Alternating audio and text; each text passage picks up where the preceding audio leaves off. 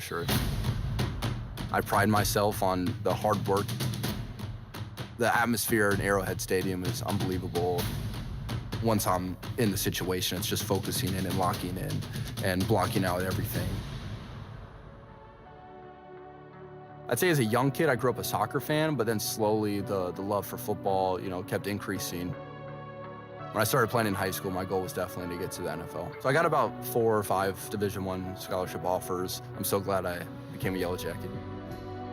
There's a lot of great memories. Butker, straight, and nails it. We were playing Georgia in Athens, and it was a 53-yard field goal to go to overtime, and then we later won the game in overtime. He has been clutch all year.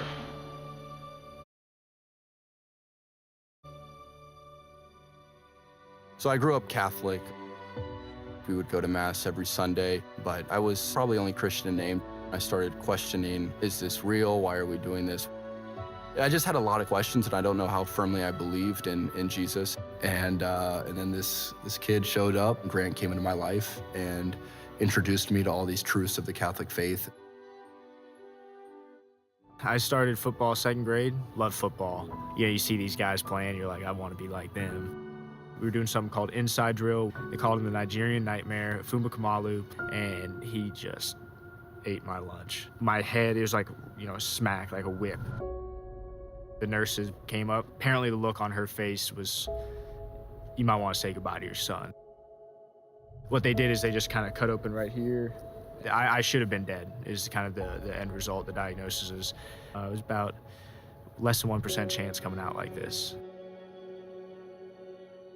And then, but I was like, where's God in all this kind of thing? God was using that in such a huge way to start to guide me to where he needed me to be. It's helped me a lot, grow in my faith. So after I got hurt, of course I'm not a running back, linebacker anymore. I was like, well, I want to be a punter. So I just went head first into punting, set my sights on playing at Georgia Tech. I was in the stadium kicking in the summer, and Grant just shows up, and he doesn't have a shirt on, and he's trying to take my football. Initially, he kind of rubbed me the wrong way. Yeah, I introduced myself. I was like, oh, I'm Grant. I'm gonna be able to try to walk on to the team. I got the vibe, I don't care who you are. That was fine. I had a really good tryout again, and when I made it, it was awesome.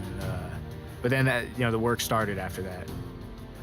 And so punters and kickers, we do our own routine. We have a lot of time. We just started clicking and talking a lot, especially about Catholic stuff. With Grant's joy and his happiness, I could see that there was something that was driving him. And I was like, what is up with this kid? So slowly we started having conversations. I was asking him a lot of questions.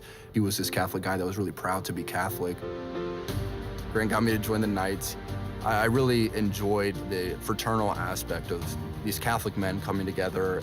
Part of bringing, having him in the Knights and stuff was a focus on Catholic fraternity. Good men searching for the truth and growing in holiness together. And we wouldn't be afraid to talk about the hard topics. There was just so much reason to the teachings of the faith, and went to confession, and that was when it really changed my life.